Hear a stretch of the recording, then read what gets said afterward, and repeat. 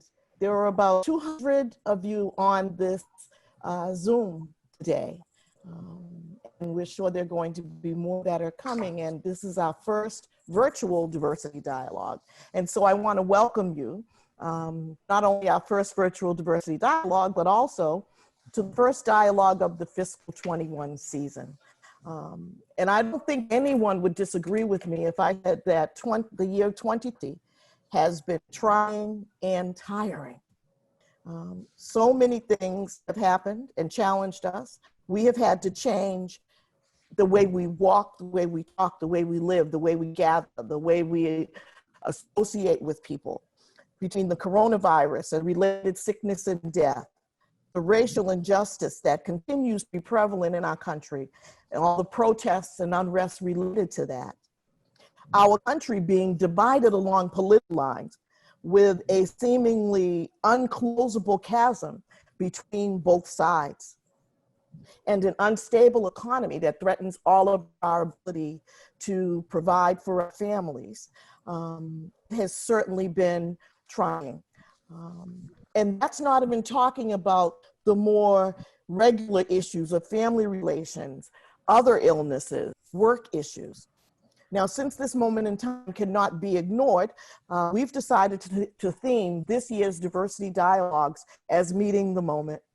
We're going to focus on a different dialogue on a different theme for each one of the dialogues that's dealing with some area of upset or concern, or an area where we can provide helpful information to folks regarding your well-being during this year's dialogue. As always, we'll look to provide a safe space to have these often difficult conversations, and we'll provide resources and support that will help you make through these moments. Now, today's session is going to be focused on racial injustice fatigue. We know that many people are tired of dealing with this issue, tired of talking about it, tired of reading about it, tired of experiencing it, tired of hearing it, not knowing what to do about it, just plain tired of it. And that tiredness can lead to depression, can lead to sadness, and disengagement in life in general. So today we are going to hear from Dacia Moore, who's going to help us get our second wind within this moment. And so at this point, I'll go over the agenda with you. We're going to have a presentation from Dacia. There will be there's a dedicated question and answer period that's been reserved, and then we'll have closing remarks from our Associate Dean for HR, Chris Ciotti.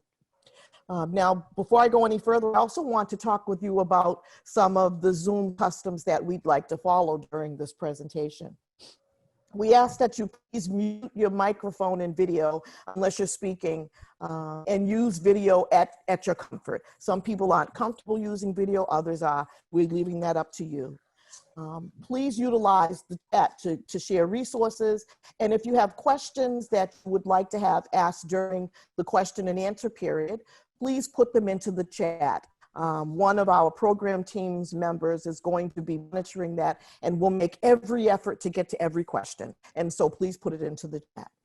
Now, that said, if you have something that is compelling, that is burning, that must be asked during a particular point in the presentation, please use the raise your hand function, not the physical raise your hand function, but the raise your hand function in Zoom.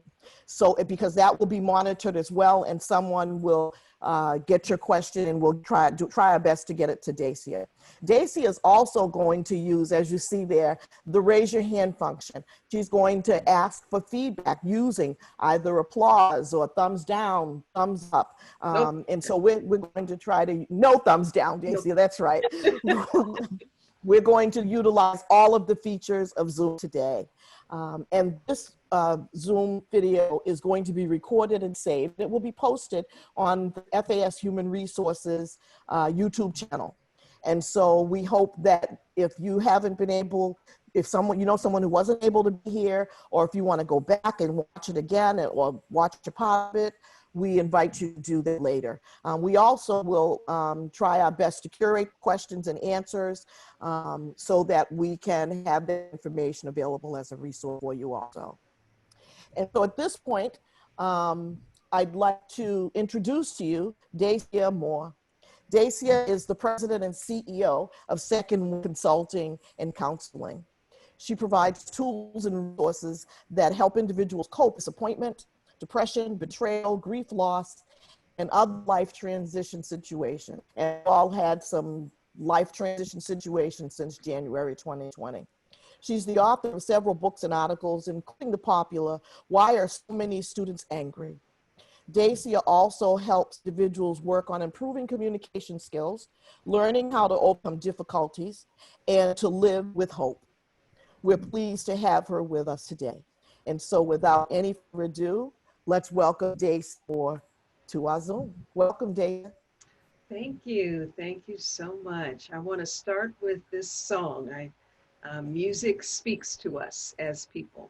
So let's take a listen for a few seconds.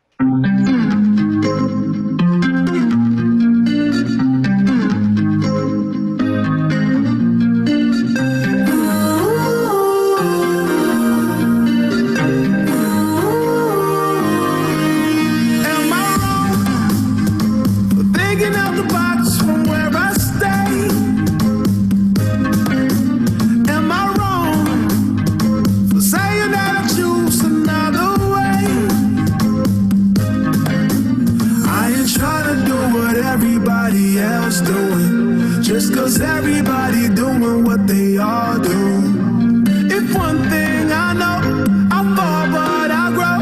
I'm walking down this road of mine, this road that I go home. So am I wrong for thinking that we could be something for real? Now am I wrong for trying to reach the things that I can't see? That's just how I feel. That's just how I feel. That's just how I feel. That's just how I feel. Am I wrong? Am I wrong for being exhausted? Am I wrong for feeling the way that I feel? Am I wrong for thinking that it shouldn't be that hard to be judged on the basis of my character and my performance? Why is that such a difficult concept? You are not wrong. But we have to figure out ways to deal with racial injustice fatigue. So I am so pleased to be here today. Your first Zoom. Hey, that's wonderful. It won't be your last, but it's the first one. And so thank you so much. Next slide, Dominique, please. So as Andrea mentioned, I'm going to help you get your second win. Now, second win is a marathon runner's term for when you are running a very long race and you get exhausted. But if you just keep going, you will get your second win. Absolutely. So you've got some leaders in your division, Chris, Andrea, Kat, Dominique, Jessica, who are working tirelessly to bring this to you today. We've been working on this for a while, and you've been doing this work for 10 years. So it is worthy of that kind of investment. I am going to be giving you some practical tips to use. So think of me today as your therapist friend, okay? And I'm going to share some things that I want you to consider. So I hope you have pen and paper. If you don't, please go get it, because I am going to ask you to write some things down. I'm going to share some things with you. It won't be rocket science. Some of it you've heard before, but you may have heard it before, but are you doing it? And so we're going to make some commitments to ourselves today to figure out how to keep, well, first of all, how to get our second wind and how to keep it. You see, we build our second wind through tolerance, through endurance. It's really strengthening our tolerance muscles. And if our ancestors have done it, if Harriet Tubman has done it, and she's just the one that comes to mind because I saw her movie several months ago when we were still able to go out into the world. That woman had grit. She had passion, she had endurance.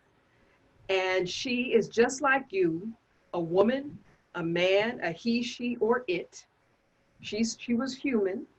So it is possible to endure and rest and keep going. It is possible to get your second wind, even when dealing with this very emotional topic. Next slide, please. So I'm going to share with you some keys that will help you get your second wind from racial battle fatigue. And I selected keys because keys are small. Keys are a small thing, but they're important. If you have ever lost your keys or forgotten your key, it was a small thing, but it caused a great deal of inconvenience. Keys give you access, and you need different keys for different doors. So in other workshops, you have heard about toolbox. You need more tools in your toolbox. I say you need more keys on your key ring. You need tools and you need keys. You probably have both if you're a homeowner, or even if wherever you dwell, you probably have a toolbox, and I know you have a set of keys. So what I'm sharing with you today are important keys that are easy to do. They're also easy not to do. And that is where the rub lies. If you truly want to battle and get your second wind from racial battle fatigue, you have to do these keys. I'm reminded of the saying, education is the key to success. I disagree. Education is not the key to success. It's the use of education that is the key to success. You could be as smart as, you could be the smartest person in the world, but if you are not using that knowledge, what difference does it make? So the keys I'm sharing with you today are important, they're easy to do, and they will help you deal with racial battle fatigue. Next slide, please. Now, we are going to talk a little bit, well, not a little bit. Racial battle fatigue has to do with racism. Racism has to do with white privilege and America being built on white supremacy. That's just what it is. We've been dealing with this for hundreds of years. Since the creation of this country, we are still dealing with it. And so we have an icon, Dr. Martin Luther King Jr. We have many icons, but I wanted to just hear from him for a couple of minutes on what he has to say about what does the Negro want? That was the question posed to him. And he has a beautiful answer which stands today. If we can listen for just a few moments, please. And as a result of a society that deliberately made his color a stigma and something worthless and degrading. Apart from wanting to live better, which all of us want to do. It looks like it's frozen. To raise one's children in a better way, to be better. Does the Negro in America know what he wants to be? I'm convinced that almost every Negro in this country, other than those who have been so scarred by the system that they've become pathological in the process, and we all have to battle with pathology. Nobody really knows what it means to be a Negro unless one can really experience it. And I know we all have to battle with this constant drain of a feeling of nobodiness. But in spite of this, I think the vast majority of Negroes in this country know that they want to be people, they want to be men, they want equality, period. It just boils down to that. And we haven't been able to be people. We have. Okay. Looks like we're frozen, and that's fine because he said what I wanted you to hear. Actually, this is a great clip. I encourage you to watch the whole YouTube video, but the feeling of nobodiness and the exhaustion to keep fighting the fight for equality. He ends this clip by saying, we want, as Black folks, as Negroes, as people of color, as transgender, gay, lesbian, whatever, judge me on my performance. Judge me on my behavior. Don't judge me for what I look like, my skin color. Don't judge me for who I love, you know? And you can see I'm getting passionate about it, but it's an emotional topic. And I have been affected by it, as have many of you.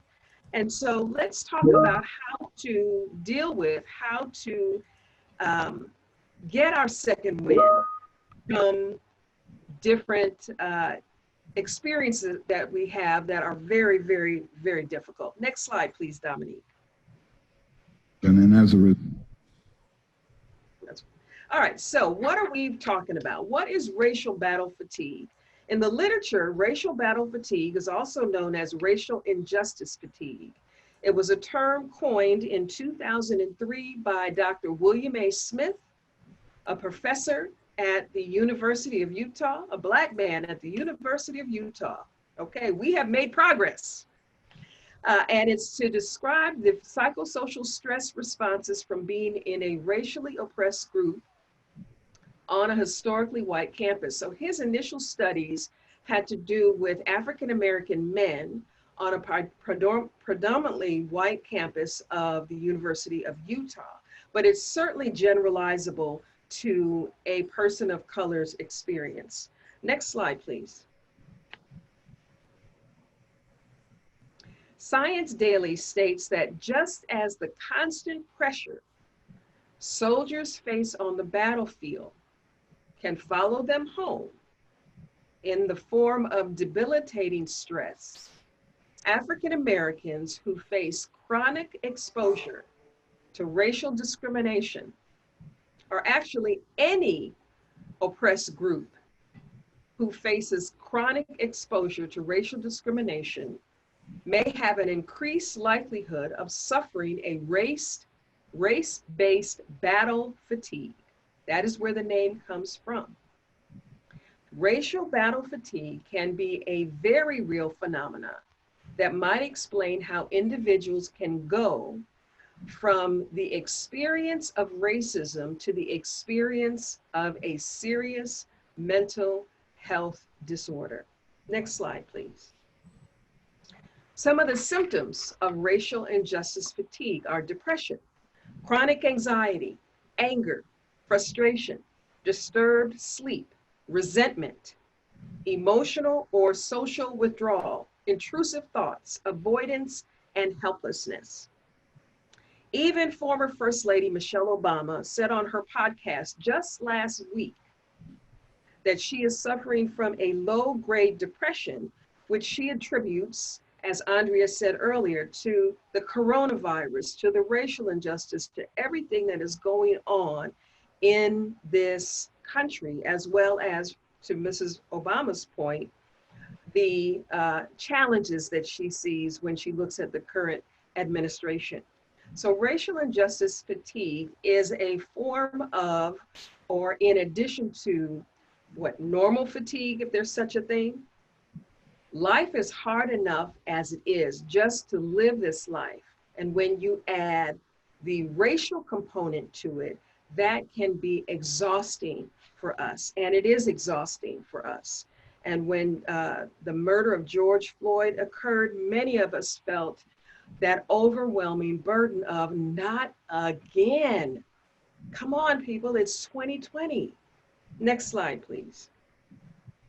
We are sick and tired of being sick and tired. Progress should be made. We are not asking for that much, but that is certainly not our reality. And there are macroaggressions that overt, we don't want you here. I just saw on social media the other day, monkeys go home. We didn't want you here in the first place. Just the other day. Now, we can see where those people are coming from. You stay on your side of the street, I'll stay on mine, because we don't need to talk. But it's the microaggressions that are more subtle. The feeling of not belonging, not being invited to the meeting where decisions are getting made, not getting that promotion, even though you are qualified, you have the education, and you have the experience. Not being represented at those top levels on boards, in the C-suite.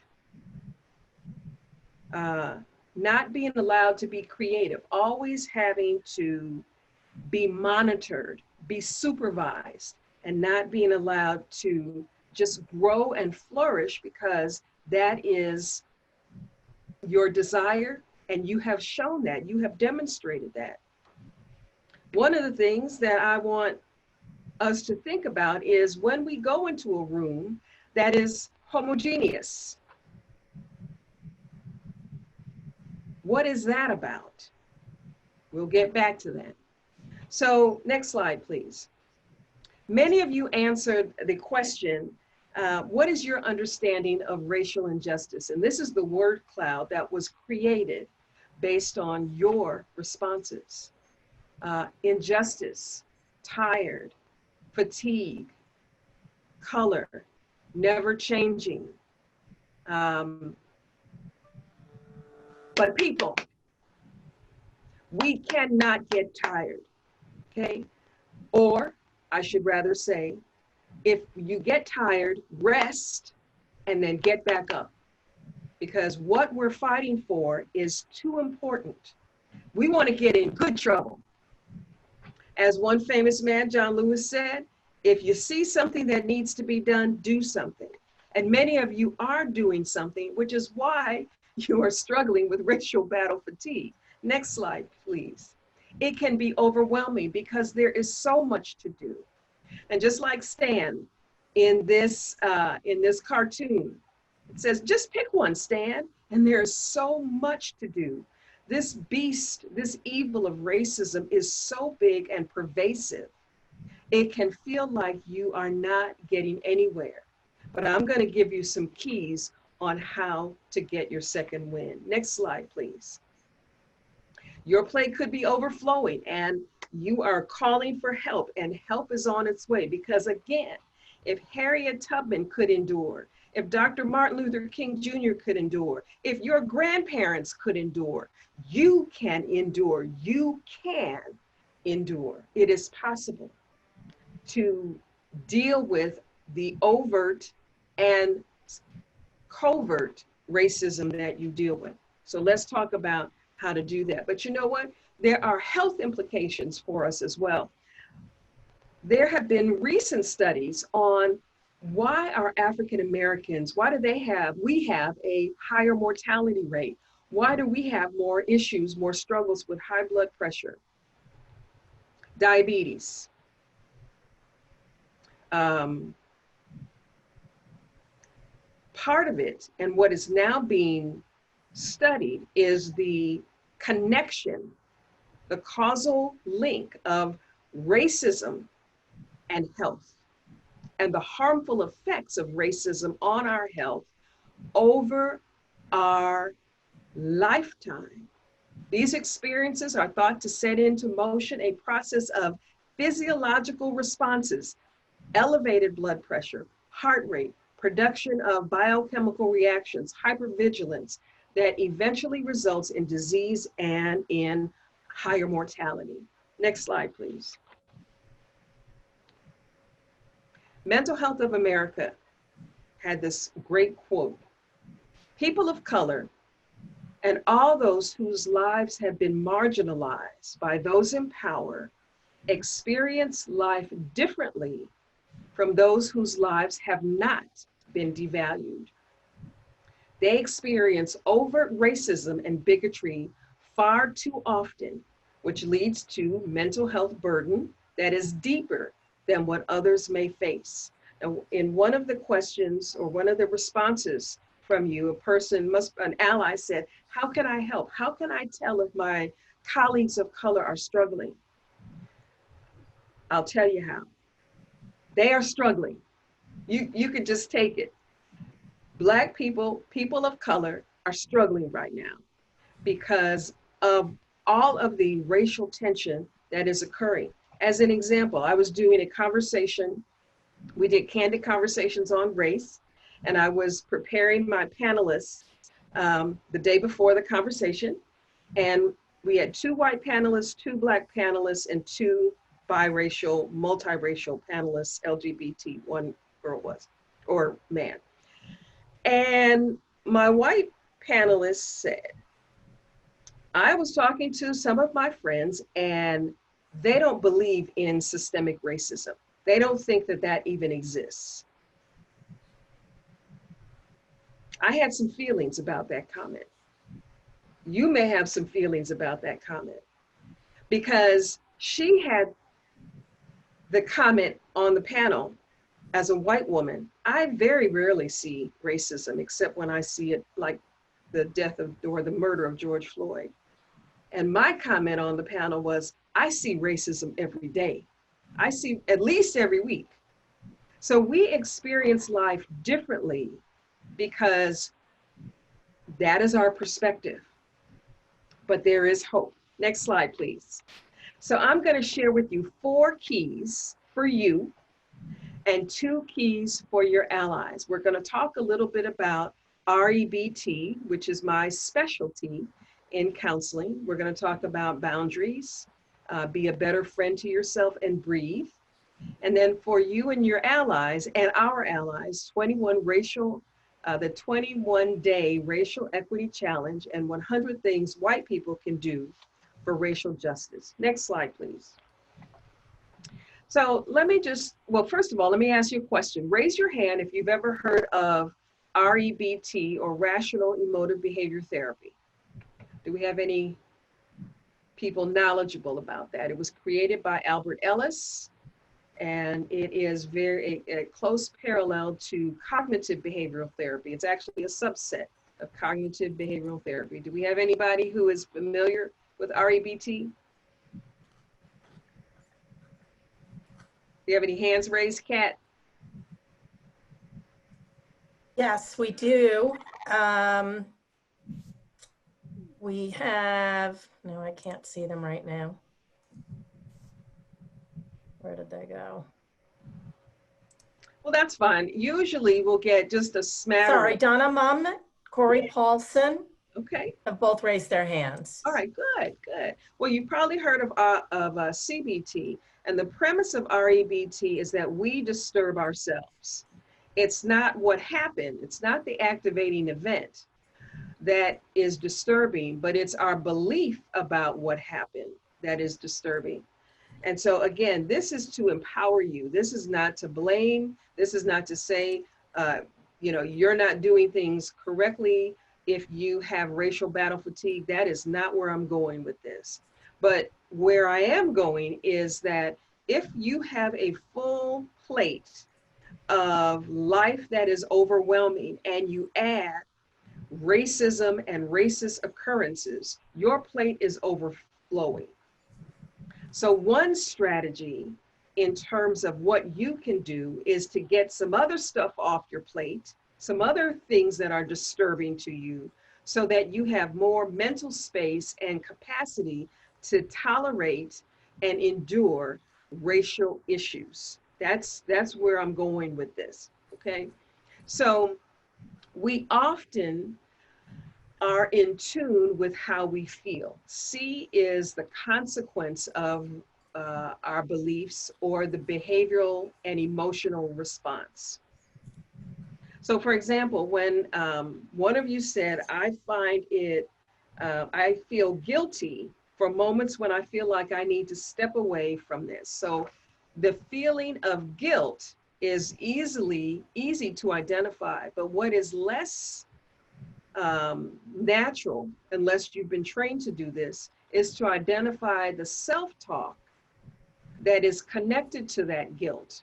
So I want you to write this down. Very important equation.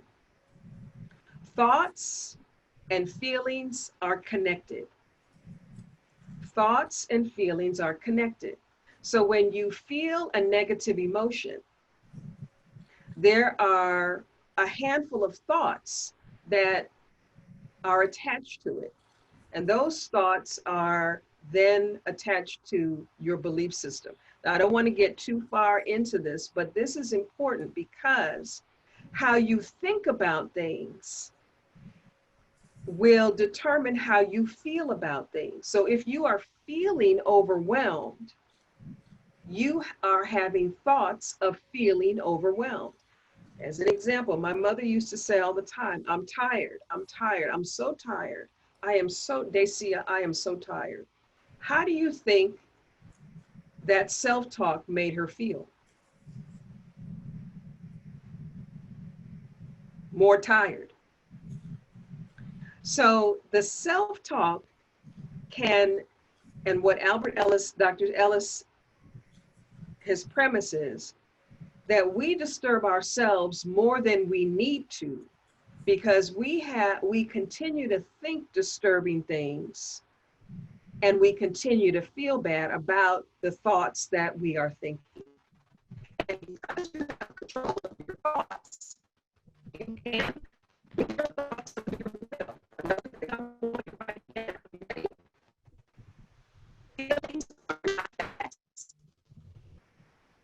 I'm going to stop my video because sometimes, can you all hear now?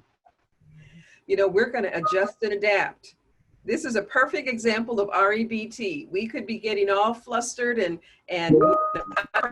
things are going wrong, but no, we are going to have the belief that we're going to adapt and adjust, and we're going to flow with and make the best of this situation. So are you still hearing me okay? Okay, all right. So we're adapting and adjusting, and we're going to make it through. All right. So I would encourage you to, okay, there's the call-in number. All right, so to get our second wind, we do have the ability to change our self-talk. In this model, I use it all the time with myself, with clients, with anybody I can share this with. It is liberating because you can decide to think something different, or what I say, finish the sentence. So you might be very exhausted of having to explain yourself to your white colleagues. There was a comment of, I'm exhausted with my family members who think that racial equality has arrived, which is surprising to me, but again, it's because of our different perspectives. Instead of being up here with like, oh my God, I cannot believe these people still think that way, it's terrible, it's awful, it's horrible, you can go down here to say, you know what, there are some people who I disagree with, who I will never be able to change their mind, and so I am going to let go of the need to convince, to persuade, to cajole, and I will just kind of roll my thoughts back to myself and try to just continue to be courteous. So it sounds simplistic. The model sounds simplistic, but I'm telling you, it is not, because the way that we think is habitual and ingrained. So to be able to identify the beliefs and then change them is the work of therapy, but it can be done. There's some excellent books out there. Anything on REBT, by Dr. Albert Ellis or his colleagues, Wendy, I want to say McDonald, I'm not sure if that's the correct last name, but there are plenty of books about changing your thinking. And we're going to get to the Serenity Prayer, Tina, thank you. We're on the same wavelength as far as that goes. But changing how even Wayne Dyer would say, when you change the way you look at things, the things you look at change. And when you change the way you look at things, you can have a more effective philosophy and a new feeling. It is true. And so I just encourage you to, when you're feeling bad, here's a key. When you're feeling bad, pay attention to your self-talk. What are you saying to yourself? Even write it down. You can write it down right now because you probably already know. And you can look at that self-talk to see if it is true and it is helpful. So next slide, Dominique, please.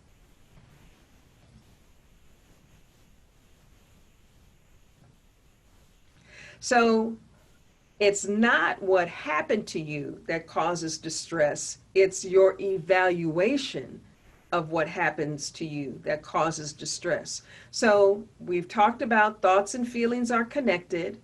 Feelings aren't facts. Here are 2 questions I want you to write down. Is it true? And is it helpful? Is it true? And is it helpful? Oftentimes we experience racial battle fatigue because we know that it is possible. Racial equality is possible. We're fighting for it diligently, which is a worthy thing. But it can be exhausting to keep on fighting and to keep on hearing stupid comments. I say stupid, ignorant comments from people in our circle. And so your self-talk starts to roll. You know, I can't believe they said this. I still have to keep doing this. Why do I have to keep representing the Black people? I am one Black person. I don't know what every Black person thinks. All of that starts rolling around in your head, and you stop it and say, wait a minute, is what I'm thinking true? It might be true. Racism is a big evil, and my family members, they don't seem to understand what I'm trying to say. Is it helpful to continue to fuss at your family members in your mind? I mean, I'm just asking. There are many things that you think that are true, but it's not helpful to you. And when we talk about racial battle fatigue, we have to think about things that are helpful, because the price of our fight is very, very high. And so there might be some decisions that you need to make in terms of letting some things go and recognizing that some of your self-talk is not helpful. And actually, some of your self-talk is not true. Don't have time to get into too much more detail because there are other keys that I want to share with you. So can we go to the next slide, please? The thing about racial battle fatigue is that you have to notice it before you get up here, before you get to fatigue, overwhelm, stressed out, and all of those behavioral signs of depression and sleeplessness and change in appetite. You've got to recognize it when it's down here. And so that self-awareness is very important. And part of that self-awareness is understanding and listening to your self-talk and deciding to think on, you know, I am a Christian, and the Bible says, think on what is true, what is pure, what is of good report. Think on these things. And intellectually, we understand those words, but doing it is very, very difficult. You may be in a job situation where you are around racist people, or you're just around people who expect you to have all the answers. And that pressure can be debilitating.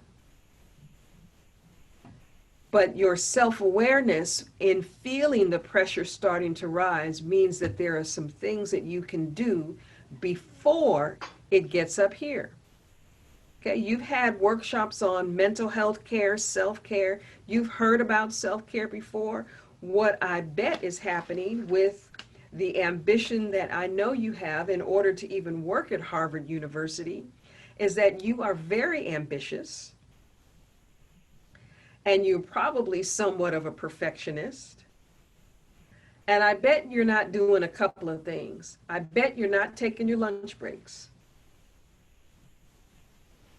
Your lunch break can cause you to go from here to here just by getting away from your desk.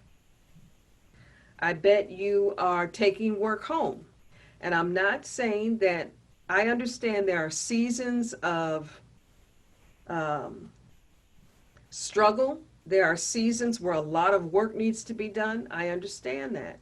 But to do it on a consistent and chronic basis where it's a habit, where you take work home every night and that's all you talk about to your family, that is not helpful to you. It's not helpful to you. All right? If you set a healthier boundary, you could bring the levels down. Okay. Next slide, please.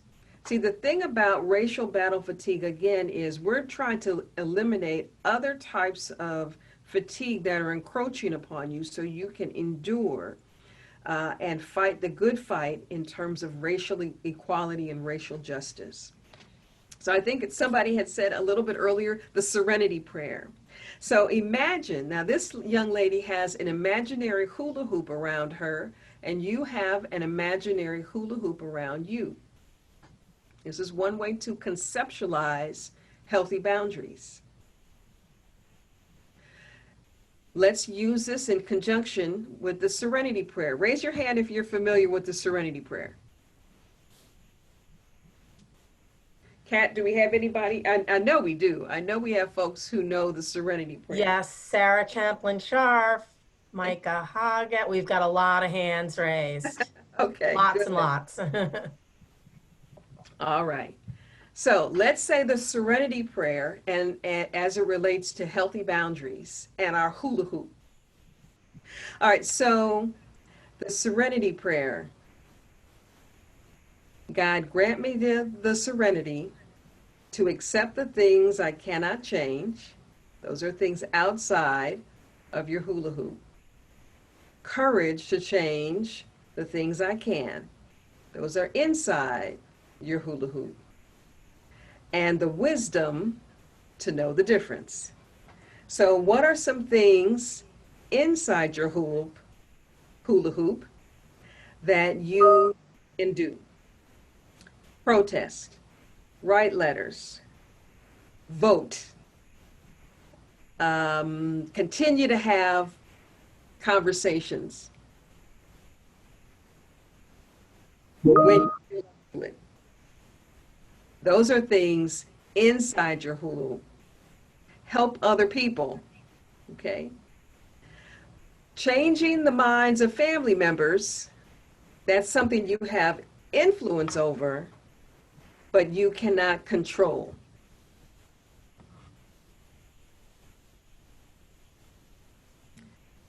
So you need to think about healthy boundaries as it relates to your hula hoop, because there might be some things that you are doing or thinking about that you have no control over.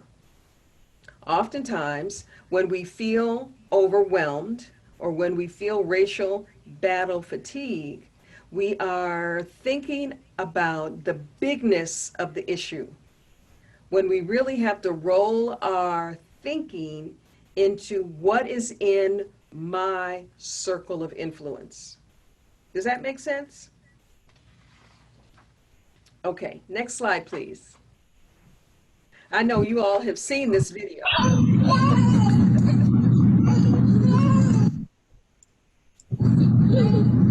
Isn't that adorable? My friend, you are just adorable. Yes, yes, you are. Next slide, please. Now, surely, no matter how serious you are, you had to smile when you saw that video. And remember when you were in grade school, you had a friend, a best friend, that you told your secrets to and that you smiled when you saw him or her. And then you grew up. My question to you, when you look in the mirror, do you smile at yourself? Do you look yourself in the eyes and smile at yourself?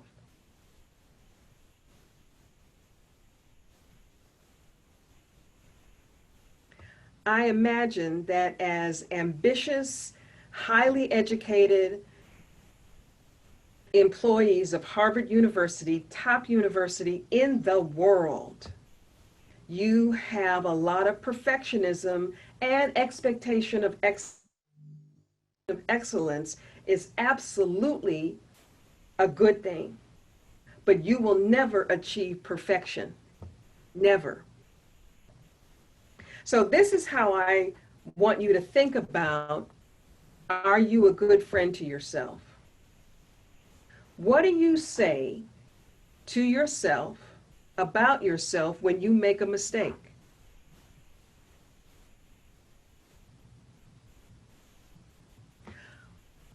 I bet much of what you say to yourself are things that you would never utter to your best friend.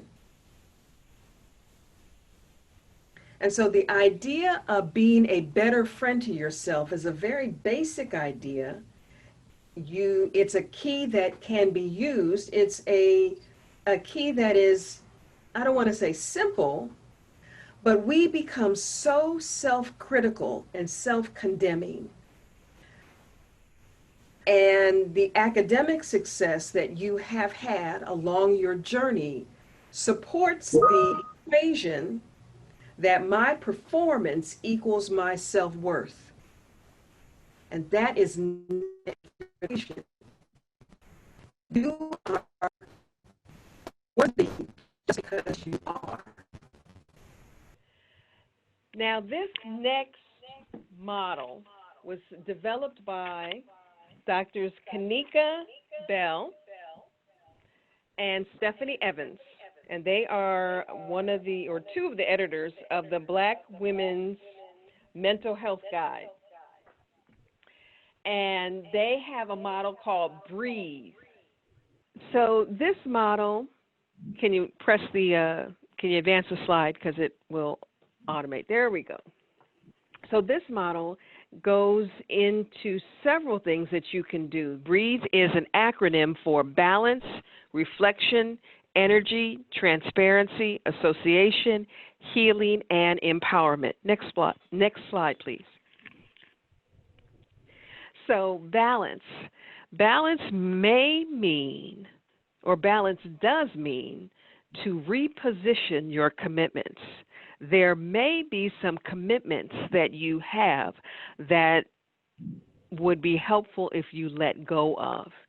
Because we're dealing with so much stress from the virus and the racial tension and having to wear a mask and not being able to go where we want to go, we are under more stress than normal. And it's important to recognize that. So it's okay, and give yourself permission to purposefully reposition some of your commitments. You may decide to let some things go and just say, now is not a good time. I have a plate full of other things. I really need to let this commitment go for now. And I think people of color specifically, we are such high achievers, and we have been taught to go above and beyond because that's how we'll be able to stand out. I mean, the expectation is that we have to be better than our white colleagues.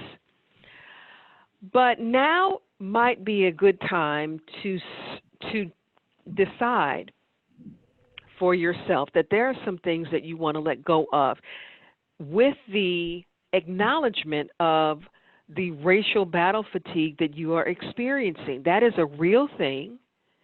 And one of the ways that we deal with racial battle fatigue is by letting go of some unnecessary things so that we have more mental energy and space to endure and tolerate all of the messages that are coming from TV, from social media, and from well-meaning people and not well-meaning people.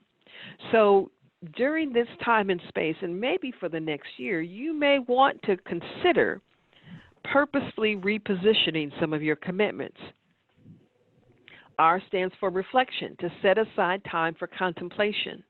We all need margin time in our lives, time where we can just sit and think and reflect. That is when creativity occurs.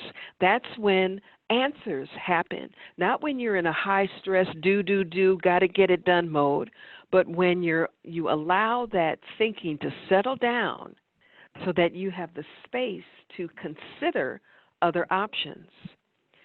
Setting time aside for contemplation, whether that's in the morning or the evening, gives your brain that margin time to relax and release. E is for energy, to reinvigorate some of your goals. You can maintain those through affirmations. But because you're experiencing racial battle fatigue, you may feel like you don't have much energy. And that is exactly why you may need to rebalance or reposition some of your commitments and set aside time for contemplation so that you can re-engage your energy. You can get it back. It is possible to get it back. A stands for association, positive social networks, and shared experiences. Are you around positive people? Do you have friends outside of your workspace that are feeding your well-being? You may have lots and lots of commitments, which again gets back to here, but I encourage you to find other positive social networks that can feed you and that can really help you. There are sister circles around and brother circles. There are ways that you can find other shared experiences outside of work where people understand what you're going through. Transparency. This is a big one for me, and I want you to think about this because we have to be truthful to ourselves. Many times we do not acknowledge or look at some of the issues that are going on with ourselves because they're difficult to look at. But you can't solve a problem if you don't look at it. And what I mean by looking at it is to consider, just consider, that yes, you are human, and yes, you do need downtime, and yes, you are experiencing racial battle fatigue. Admitting that to yourself may make you feel vulnerable, but telling yourself the truth can help you make decisions that will help your well-being. Okay? You are not Superman or Superwoman, and I know people have told you that, but we often have that belief. That's one of those irrational beliefs that we sometimes have which cause us more distress. The belief that I don't have to do things to take care of my body. That is not true, nor is it helpful. Find ways to nurture wellness within yourself, getting away into nature, getting exercise, eating well, and empowerment, reclaiming authority over yourself and allowing yourself to make choices that are in your own best interests. And again, as I mentioned to you earlier, these are keys that you've heard before, but my question to you is, are you doing them? So next slide, please. I want us to take a few minutes now to breathe. And by that I mean I want you to think about what one or two things can you do that can reduce your feelings of overwhelm and fatigue and stress. You already know what it is. I'd like you to write that down now. And I'm going to open it up for questions or comments. So if you have a question or comment, please put it in the chat box. I would love to hear any feedback that you have before we move on. And how are we doing on time, Dominique? I have the chat box up since I turned my speaker off. So how are we doing on time? We have about, we want to be mindful of time. We have 5 minutes. Okay. All right. So let's stop for a few minutes for any questions or comments from participants. Does anybody have a question or comment? Put it in the chat box, and I think Andrea or Kat or Dominique will help us with any questions and comments. We have a question from Micah. What are some structural things that we can do as a workplace to ensure staff members of color are able to engage in the practices you've given us? Micah, that's a great question. And the first thing that comes to mind is to take this back to your work group and have a conversation about it and begin to develop a plan of action to do one or two things. Because these things are certainly doable within a healthy workplace. As a matter of fact, some of the workplaces that are highest on the list for well-being allow for these practices to be discussed and integrated into the day. It could be something as easy as, okay, everybody, we're going to take our lunch break. Everybody needs to take their lunch break every day. You don't have to sit here. As a matter of fact, it would be good if you left the building if you are able to, but we're going to make sure that you get a break so that you can come back refreshed and rejuvenated. So, Micah, I invite you to be a leader in your workspace and pick one or two things that you really liked and share that when you return to your workplace. Slides will be shared. Yes, I have learned so much from so many other people. I'm happy to share the slides with you.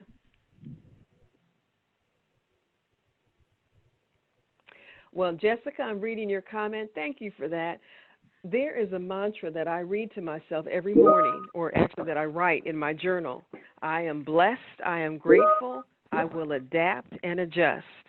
And, we have to learn how to be more flexible. A large part of REBT, the learning in REBT, is to have more flexible thinking. And that is a journey, my dear. That is a journey to just kind of roll with it.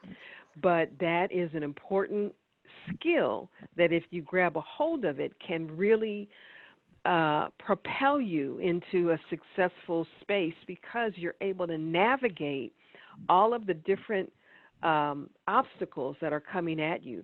And to be successful, you do have to overcome failure and obstacles. So that's a great life skill to have. So I'm seeing some of the questions in the chat or just some comments. From Karen, former Ohio Senator Nancy Turner, Nina Turner, has a great uplifting podcast called Hello Somebody. I'll take a look at that. Thank you. Yeah, my mantra is I am blessed, I am grateful, I will adjust and adapt, or adapt and adjust. And that is true. I am blessed and I am grateful. You probably have heard this before, but staying in a space of gratefulness, of gratitude, writing a gratitude journal, that can be very, very helpful. All right, I know I'm probably over time. Let's move to the next slide because I want to be sure to share these two resources with you. Raise your hand if you're familiar with the 21-Day Racial Equity Challenge. We have anybody familiar with that? Yes, we have Victoria Mooney, Stephanie Nason are familiar with it. Okay, very cool. Now I don't know if we can click on, well, we don't have time to click on the link, but if you Google 21-Day Racial Equity Challenge, he gives you a nice framework, and this is especially great for allies. If you want a framework to discuss racial equity, you can make this 21 days, 21 weeks, you can do it 21 months. And for Micah, who asked about taking this back to your workplace, this is absolutely something, Micah, you can take back to your workplace. So he has a form on his website, Dr. Moore, and Dr. Eddie Moore Jr., and he is sharing that on the website. So I encourage you to go to this website, the 21-Day Racial Equity Challenge. Next slide, please. And finally, white people, do something. Racism comes from white supremacy, and racial battle fatigue comes from people of color fighting racism.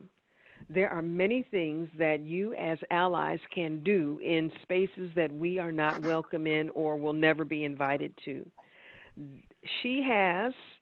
This is an ally who has written 100 things white people can do for racial justice. I encourage you to go to this website and do one or two things. Buy black is something that we can easily do. Friends want to go out to lunch, all your colleagues want to go out, let's go to a soul food restaurant owned by a minority, owned by a woman. Being intentional with our dollars can be certainly helpful, but she's got a lot of other suggestions as well. Next slide, please. So I've given you some keys, all right? Do you remember all the keys? What 2 keys are you going to use? That's what I am wondering. What keys are you going to use? Yes, the Radio Lab 1619 project. That's very good. So take care of yourself. I am here to encourage and inspire you that racial battle fatigue can be overcome because you are here. And you are here working at Harvard, the most prestigious university in the world. That is evidence of progress. You are evidence of progress. And so this battle is too important for us to stop fighting. So when you feel yourself getting fatigued, revise some of your commitments, step back, do what's in your hula hoop, try to think differently, think things that are more helpful to you. And next slide, please. Have a reason. Now, here's my reason. These are my grandsons. Jarrell is 10, Damari is 5. And I want them to live in a better world. It's not going to be a perfect world, and I don't know if we will ever eliminate racism, but we certainly can move toward racial equality. We are moving in that direction.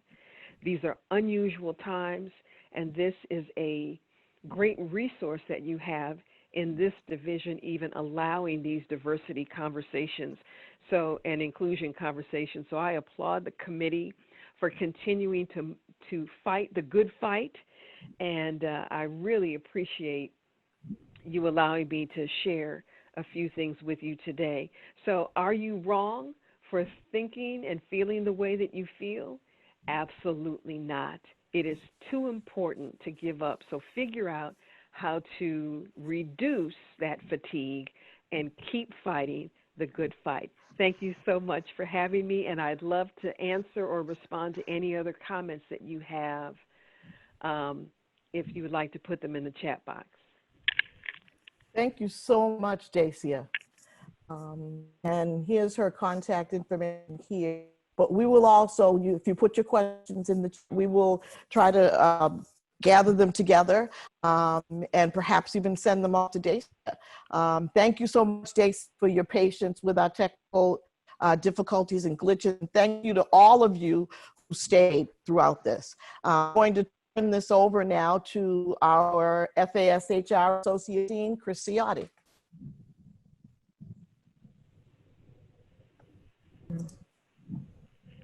I think I'm unmuted. So thank you. Thank you. So hi, everybody. I just have a couple comments and then we'll let you go on with your day. So once again, on behalf of Dean Gay and Leslie Kerwin and the FASHR committee, thank you so much for taking time to attend today. We recognize, as always, there are many demands on your time, and we're always deeply grateful that you choose to spend time with us today. These conversations continue to be a meaningful part of our efforts to help create a diverse and inclusive FAS community, both before and during, and hopefully once we can say after COVID. And while today wasn't intentional, and again, I add on to the apologies for the technical difficulties that we had. While it wasn't intentional, I think Dacia modeled so beautifully, as was said earlier, what she taught us. With the chronic issues that we had, she was calm and patient and flexible. And I took a lot away from just seeing how she handled, this kind of adversity in the moment. So an important part of our dialogues has been to provide a safe space to have difficult but needed conversations in this DIB space. And that focus is more important to us now more than ever. And Dacia, thank you so much for today's thoughtful conversation about making the most of this global awakening regarding race. Thanks to everybody for jumping in. It was to the my pleasure. conversation. It was terrific. The more we can meet this moment and understand what we need to get this second wind and ensure needed change is really what today was all about. Andrea, thank you so much as always for leading today's facilitation, leading today's conversation and connecting us with Dacia. And I recognize that our dialogues continue to have your thought leadership, and I'm so grateful for that. I also want to recognize Dominique Bocanegra, Bound, Annie McGaw, Kat Bliss, the team that could and does, the FASHR programs team who worked to bring today's program to us. So going forward, our dialogues are going to focus on Meet the Moment. And we are going to continue our focus on racial injustice. We'll talk about economic impact and mental health and well-being. Hope, despite the glitches today that we will work through, I hope we're going to see you at the next dialogue and the next and the next. So thank you again, Dacia. It was terrific to have you with us, sharing your wisdom and your knowledge. And thank you to everybody for joining us. We'll see you next time around.